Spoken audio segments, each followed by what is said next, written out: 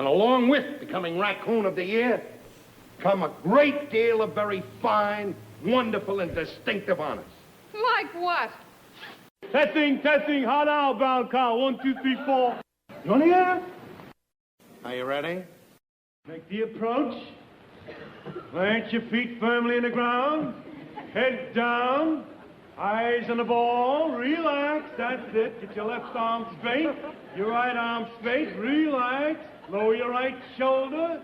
Go! The Honeymooners Podcast, the only podcast that is all about the greatest show of all time.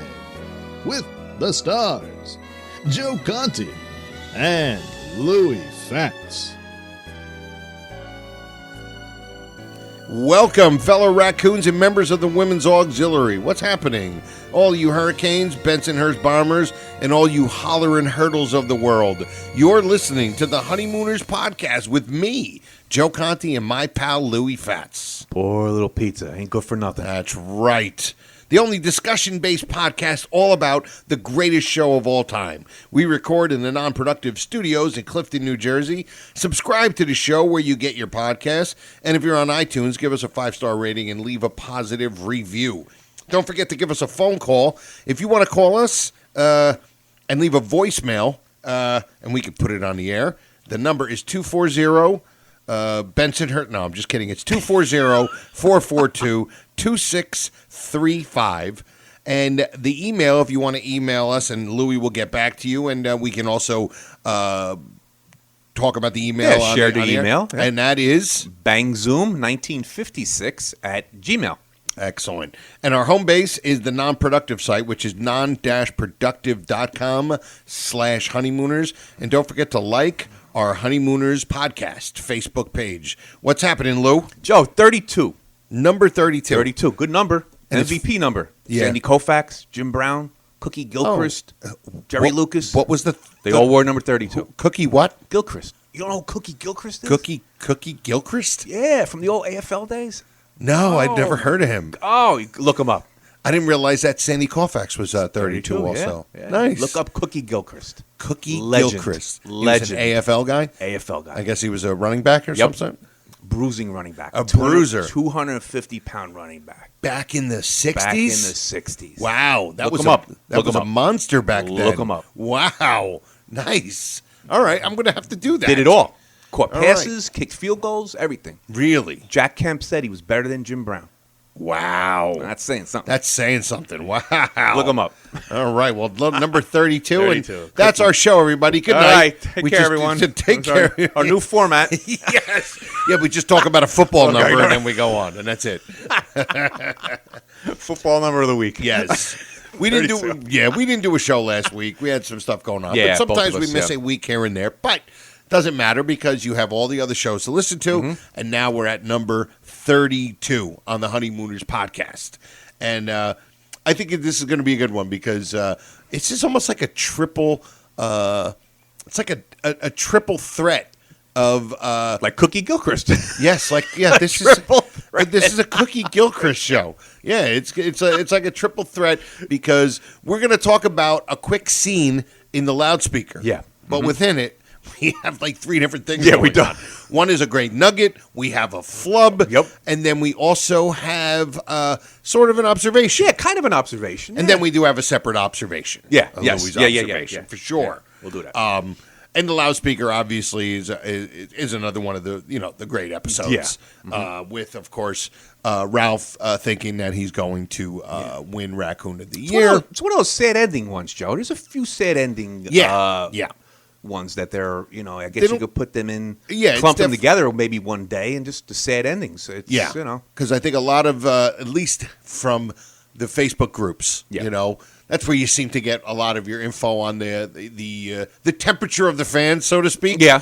And I remember a lot of them didn't, or they weren't as big of a fan Young Man with a Horn. Yep. Because it had that sad ending. Well, this one's kind of got a sad ending. It does. I mean, it's Raccoon of the Year. I mean, it's not like, him trying to get a job. Yeah, but you kind of feel for Ralph. Oh, you do. And we have like the feeling that Alice has, and you could see it on her. And we talked about that speech before we went on the air here, that she gives to him, that reassurance. Right, saying But you could feel it, and you could feel her. She feels hurt, and Ralph is hurt. Right.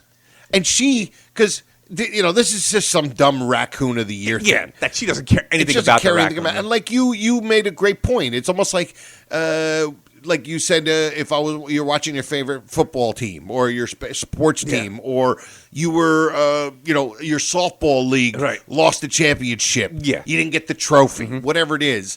And maybe the one person, it's a big deal. Yeah. And maybe the spouse, it's like whatever, if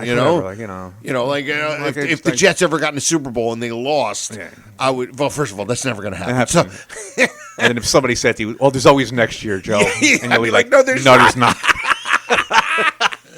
But my wife would be there for me, even though she could care less. And that's what is so great about. And we discussed it. She was so great in it. To show real compassion as an actress. As an actress, yeah. And then him, we stress this a lot. He doesn't get enough credit on how great of an actor Gleason was. Yep.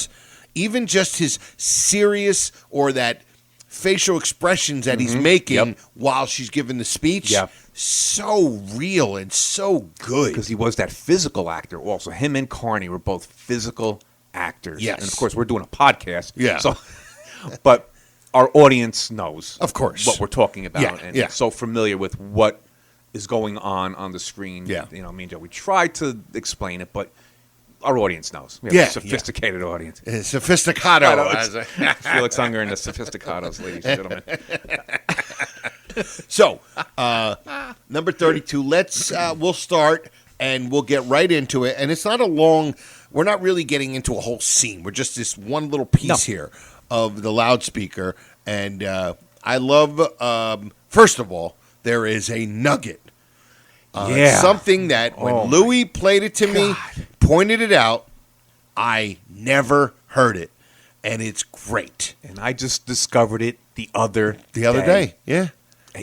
Amazing. It's almost like ever since we started doing this podcast, that we're discovering more stuff about it than up to that point. Yep. Just learning about the show and knowing all the lines, because I guess every time you find a little nugget, it seems huge because you're in this. It's almost like a big pile of stuff that you feel that you already know. It's like you have a big giant ball of stuff in your garage, and you're like, I've gone through it 1,000 times, but now you're looking at it differently, and you're finding a little thing like, oh my, I never saw my this. cornet. The slack in it. I want to keep it. It's part of the tender memories. All right, so we're going to start with when Ralph is trying to explain to Ed that he knows that he himself is going to be Raccoon of the Year. And tell us if you hear this little nugget. I'll give you a little hint. What? The man is standing in this room. No kidding. Really? That's right. No kidding. Me, Ralph. Oh, Raccoon of the Year. It's such a shock. I never dreamed of this, Ralph. I'm not worthy of it. I'm so young. There must be other people more deserving than me, Ralph. Oh, even you. Shut up. Now, all right. Did you catch it? Did you catch it? I'm going to play the last part of it and tell me if you hear it. And then I'm just going to let it play out for a second. Yeah. I won't stop it right away. I'm not worthy of it. I'm so young. There must be other people more deserving than me, Ralph. Oh, even you. Shut up. All right. Did you hear it? I never noticed it. Louis, tell them if they don't know. Even you. Even you. He goes, there's got to be somebody more worthy of this. Even you. But now Ralph's talking over it. He tells them to shut up.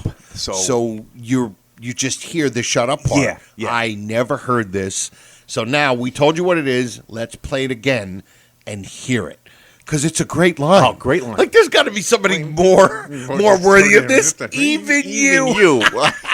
And then he goes back the other way. Right. We'll play that. We're going to play the next part of it. Yeah. And this is all It's like within kind of contradictory, but yeah, it's all contradictory. yeah. But and this whole clip is no more than like 45 seconds. So there's a lot going on. It's a very busy 45 seconds. All right, I'll go back a little bit and we'll go right into it. Here we go. Raccoon of the year? It's such a shock. I never dreamed of this, Ralph. But I'm not worthy of it. I'm so young. There must be other people more deserving than me, Ralph. Oh, Even you. shut up. It's not you, you dope. It's me. Well, that's even a worse church than me. Isn't that great? Like, that's where he turns it around. Turns it around. Like, you're even a worse choice than me. After he just said, even you would be a better choice. Would be a better choice, right. But then you're a worse choice than me. And he's still being self-deprecating because he's saying you're even a worse choice than me. He's saying I'm a terrible choice. I'm a horrible selection. Horrible selection. And you're even worser. Even worser. Okay, so now we're going to go from that little point there, which is a great little nugget. Yes. And we're going to go right into it because this is we're not even going to play the intro for it. We have a little flub. Right, a flub right there. Little flub, all encompassing. Little three-headed monster right here. Right there. All right, and here's the flub. Regardless, I'm the one they picked. Hold on. Well, that's even a worse church than me. Regardless, I'm the one they picked. Regardless. Now, we're trying to figure out why, because regardless isn't a tough word. No. No. Gleason's a smart guy. Yes. He was a smart guy.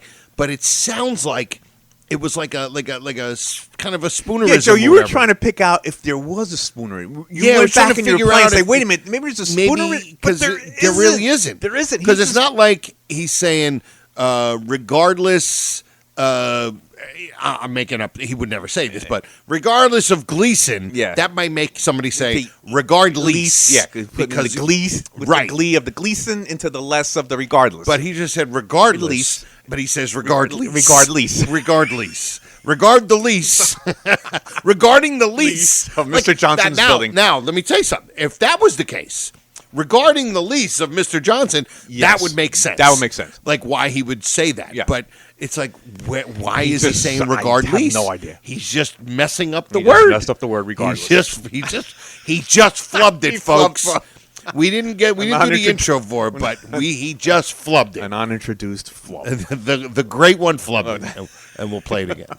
Not you, you dope. It's me. Well, that's even a worse church than me. Regardless, I'm the one they picked. Regardless. All right, and now, we like this. We believe that this is an ad lib. Yeah. You believe that? Look, it's not etched in stone. Yeah, you said, Joe, it's not etched in stone, but we believe at least part of this is ad lib. Right. When he goes, oh, what about you were just saying me, ooh, ooh. When he goes, ooh, ooh, ooh. And then he goes, I didn't say ooh, ooh, ooh. Which you went ooh, ooh. Yeah. To us, we think that part could be an ad lib. The ad lib right there. Because if he would have went, me, and when he goes, and then Ralph says, ooh, you went ooh, ooh, ooh. Yeah. That's when Norton's like, I didn't say ooh, ooh, because he didn't. He didn't. Yeah. And he is, and if you can see the visual, really pay attention to Art Carney. His eyes get like the size of like coffee cups when he does the, I didn't go ooh, ooh, ooh. And he looks so funny when he does it. But we believe that this is an ad lib. Oh. Yeah, I do. I believe at least half of this is ad lib. Right. I think he was. It was written in to say, "Hey, you said it was me." Yeah. And when he went ooh ooh ooh, I didn't go ooh ooh. All right, let's. It's just a great part. Regardless, I'm the one they picked. That ain't anything anyway. It ain't anything. Just a minute ago, you were going, me, ooh, ooh, ooh. I didn't go ooh. You went ooh. You went ooh, ooh. I didn't go ooh, ooh. Yes, you went ooh, ooh. And he didn't go ooh, ooh, ooh, ooh, ooh. Oh, God. That's hysterical. Oh, my God. There's two of them, and it's verbal, but it's also physical. Yes. Because you go, like you said, Jody, expressions on their faces. Yeah. It's phenomenal. They were just, and if it's ad-libbed, it's even more phenomenal. It's even more. Oh God! Because think about it, like if it wasn't ad-libbed, I mean, if it was ad-libbed, right? And Gleason, went ooh. Carney, think about how great that is. The fact that even you're on stage, you're doing a play. You say, you always call it a play. It's what it is. Right? It's a play. It's a play. And the guy goes, why are you going, me, and who knows how it maybe would have just ended there. Right. And then when he went, ooh, he had the wherewithal to be like, no, I didn't say ooh. Instead of waiting for his next line. Right, which would have been, not in any way. Right. That would have probably been the next line, right? That probably would. Yeah, it wouldn't have been doesn't mean nothing anyway. Right. But that's what made Art Carney so phenomenal. Oh my God! Just to pick up on that. Oh, to pick up on that, and then Gleason picking up on what Carney said. Right, because that's what they say. They say acting is all about listening. It's not about remembering your lines. It's about listening. You're listening to the other person, and it also helps you cue when you're supposed to speak. Right. But and now I'm dabbling a little bit. I just did this little independent little movie. I don't know if you know. And boy, I was definitely not Oscar worthy. I'll tell you that. The paparazzi outside our studio right now. The paparazzi. Yeah, I got my uncle paparazzi. He's bringing me home. Some homeless guy outside. But it's a great little kind of a triple thing right there. You have that little nugget that we never saw before. The flub. Yep. Regardless. And then that great scene. Yeah, that great that little moment. Chemistry. Between the two of them. Yeah. Yeah. It's just perfect. It's perfect. All right. That was our little loudspeaker thing. Now we actually have. Where is it? All right. This is. I got it right here. Sorry, I don't have this thing opened. And it's that engineer of ours. Yes. Got to get rid of him. And this is our next segment. And now, from the observation deck overlooking the Johnson Building at 328 Chauncey Street, the Honeymooners podcast presents Louie's Observations. That's right, Louie's Observations. Now, even though to me, that nugget, it was an observation that you noticed something. Yeah, they're just noticing but something. But it's not really an observation. No. That's a nugget. That was a nugget. When you called it a nugget, it was like the perfect It's perfect way to describe it. They're calling them now Easter eggs. You know that? No. On TV, they're calling them, like you go on YouTube and you say they'll have like a little Easter egg. It's something that you never noticed in the beginning of a show or a movie, and they're calling them Easter eggs. So that's our little Easter egg. Okay, that's our Easter egg. Okay, yes. That's good. So now Louie's observation is in from the same episode. This is all about the loudspeaker there. This is all about the loudspeaker. And this is the end. This is when Ralph is being told by Alice what we said. Right. Like, hey, listen, you're always after Morris Fink arrives with the and he realizes that he's not going to be the raccoon of the year, and Alice does what Alice does and makes him feel like he's not lower than dirt. And but then you make a great observation, and we'll play it. And or wait, I'll play it first, right? Yeah, play that little part. Yeah, we're gonna play the little part. We haven't done a Louie's observation in a while, so it's been 2 weeks. 1 week I haven't done this. I lose everything. My brain is just shredded. Yeah. Last time we were here was October. Yeah, like I'm Tom Cruise and I've been stranded on an island for 11 years. Here we go. There's something else that I want to tell you. You'll always be Raccoon of the Year around this house. Look on his face is great. Yeah, that real... Just wonderful. Great acting. He was a very physical actor. Oh. Where you going, Ralph? I'm going upstairs.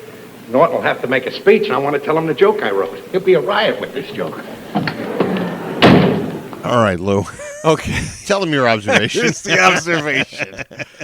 Now, if Ralph's going upstairs to tell Norton the joke for his supposed speech that he has to make tonight. Correct. Okay? Correct. He also has to inform him that he's Raccoon of the Year, which is why he's giving him the joke, because he's got to make a speech. Right. Now, He's not supposed to know that he's Raccoon of the Year. Because we picked it up from the Academy Awards. The only guy who knows is the Grand High Exalted Mr. Cooler and Ralph. The guy who works next door to Ed. The guy who digs. That's the observation. Digs in the sewer. Yeah. So Ralph's actually blowing this moment exactly for Norton. Yeah. It's like, why are you telling him? He's not supposed to know. He's not supposed to know, and he's not like angry or his moment. It's not like, oh, I'm going to go spoil it for him. He's being sincere. He's being sincere. He's trying to. You know what I think, Joe? He's trying to get something. He's so disappointed. Right. This is a major disappointment. So he's right. trying to find something. After Alice's little speech, I don't know how far that got with him, but he's trying to find something that's going to pick himself up a little bit. Right. And it's just this stupid joke. Yeah. And I'm saying to myself, I guess her speech wasn't that good. It didn't warrant him enough to go, baby, you're the greatest. Baby, you're the greatest. He just went upstairs. He's like, oh, thanks. Yeah, I still hate myself, but I'm going to go upstairs and ruin it for Ed. I think that the baby, you're the greatest would have been a perfect ending, thing, right? Exactly. I never thought of that. Right? I never. That you're should right. have been there were only 9, I think, baby, you're the greatest. It should have been 10. That should have been 10. It was a perfect time to say, baby, you're the greatest, because she just tried to do what she does, right, to bring Ralph back up and tell him, don't be that disappointed, Ralph. Yeah, it's only that silly lodge of yours. Silly lodge of yours. I love the way she said "silly lodge."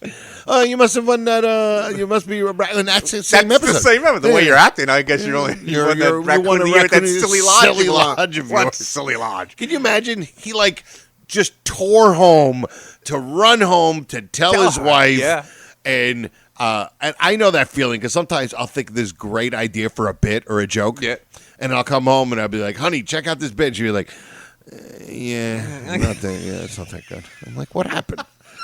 Like, my friend might said he was really funny. I came home, I wanted to tell you. But that's the thing. He came home. He was so excited. He told a joke to Garrity. Yeah, Garrity liked it. You know how much he likes me. You know how much he likes me. Yeah, I thought he was jealous, McGarity. What happened? Now, I'm kind of shooting off for a second. Is he the one that comes in on the $99,000 answer? That's Garrity. That's Garrity. Okay. It's like the only time he's referred to as McGarity. By Ralph is the only one who calls him McGarity. Everybody calls jealous him Garrity. Garrity, but it's Garrity. Yeah. Right.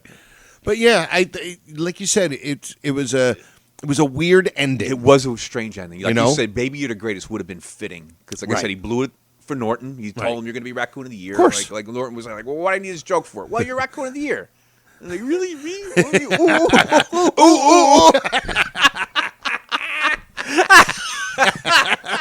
Me, ooh. I didn't go, ooh. You went, ooh. But yeah, it's almost like it's a weird ending, just like Hello, Mom. You know how with the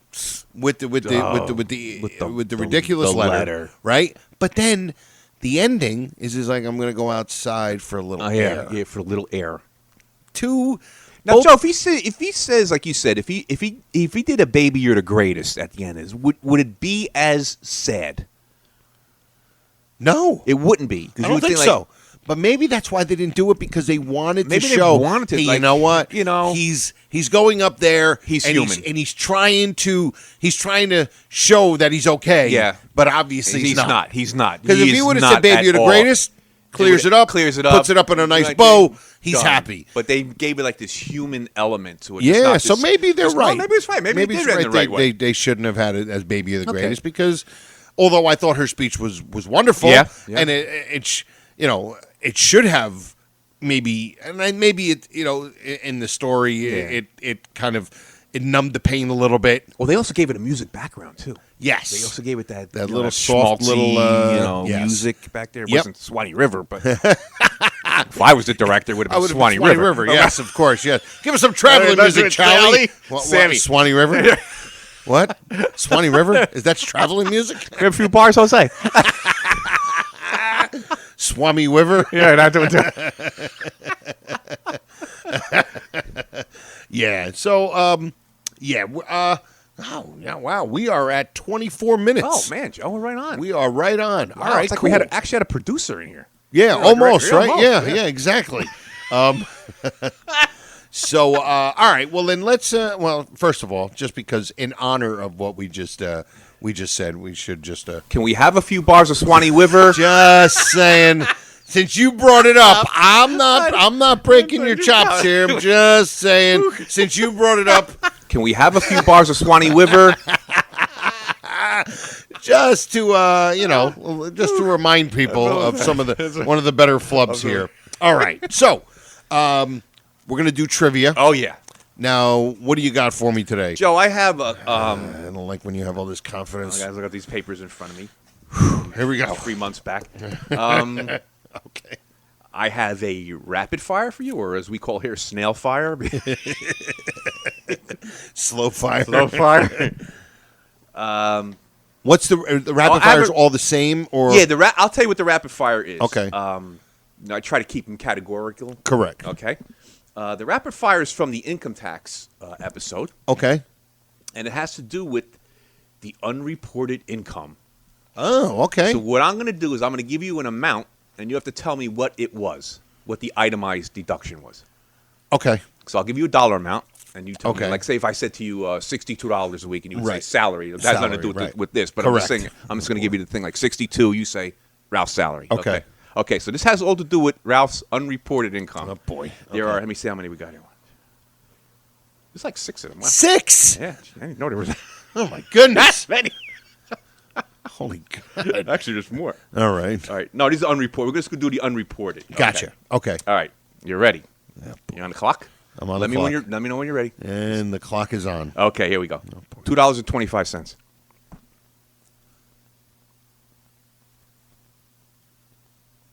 $2.25. That is. This is a tough one. I should have saved this one for last because it's. No. He doesn't mention. They got his license? No. License redone? No. Because he doesn't mention an amount for that. No, he doesn't mention the amount. $2.25. I don't know this one. Okay, that's the actual interest on the bank account. Oh, yes. He says $75. That's the bank that's account. The bank account. $2.25. I should have known that. Okay. I should have known that. All right. $2. Oh, $2.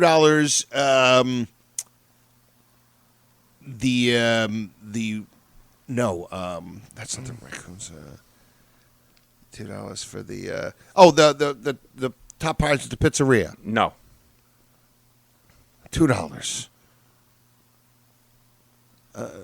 Skinny chicken. That $2 for the skinny chicken. That's right. Okay. $25. $25. That is for the $25 is isn't that the donkey with the stomach in his clock? No. Wait a minute. $25. I'm failing miserably. You are. Shooting pool. Oh, throughout the year. Yeah, Right. $15. $15 is the donkey with the stomach The in horse his clock. in his Horse in his clock, right? And a bonus to that. Where did he win that prize at? Oh, at the something pizzeria. Salvatore's Pizzeria. Okay, as an Italian, I should be ashamed. $85. That was from playing poker, Got playing that. cards. And the last one, $5. The picnic, the raccoons picnic. Yeah, 3-legged race. There you go. You got 3-legged race. All right. You weren't bad. I should have gotten the $2 one. Yeah, the $2. It's $2. No, the $2.25 I should have gotten. I thought you should have got the skinny chicken. One skinny chicken. One skinny. How much? I don't know, about $2. About $2. One skinny chicken. I love the way he writes Just that. the way he says it. One skinny chicken. Want a bonus? How about this one? All right, this was an unreported. This was reported. Okay. $80. No, that was I think you did. You just did. No, he reported this. That was ones I gave you were unreported. Unreported. Income. Remember, I had to go over right. the list. Oh, $80 for getting his dry cleaning. No. Oh, wait a minute. I was thinking boots vulcanized. No, that's driver's. No, not. No. Oh, $80, Which is a lot of money. Yeah. That's I can't believe it. entertaining Freddie Muller. Oh, that's right. Every time I there was an opening for whatever. Yeah, Freddie Muller. Obviously, he didn't involve Wiedermeier. No, Wiedermeier. Bert Wiedermeier. He should have brought in Wiedermeier. But all right. Well, I bet you I would have done a lot better if you would have said what it was. Oh, and then you I had to guessed give me the money. Yeah. Okay. Because that's what I did last time. You mentioned. Oh, and I gave you the street or something like that? Yeah, you mentioned the street number, and then I told you what it was, the address. All right. So, all right. Well, listen, that is episode number 32 in the books, the Honeymooners podcast. Tell your friends about the show. Let them know. Tell them to binge it. Yep. You know, they're all about 30 minutes apiece. Yeah. And we appreciate all of you guys for giving us a listen. We want to thank all the Facebook groups, the Honeymooners Raccoon Lodge, the Classic 39 episode, our pal Brother Norton, his Honeymooners Trivia podcast. He's got 2 of them. Look them up on Spotify. And I also do I do 2 other shows. I do the Conti Kenny Show, which is on every Monday night on morelikeradio.com. We're also on Facebook Live. And I also do When the Levy Breaks with me and my pal, the Reverend Bob Levy, who has fame from, used to be on the Howard Stern Show, and he used to go on the Opie and Anthony Show, hilarious comic, and John Kensel. And also, if you want to buy my stand-up DVD, my 1-hour thing that I made back in 2011, it's called Joe Conti Happiness. You can get it. It's like $6 on CD Baby or iTunes. And I think that's it, right, Lou? Should be it, Joe. All right, everybody. Thanks for giving us a listen, and we'll see you guys next time. Night all.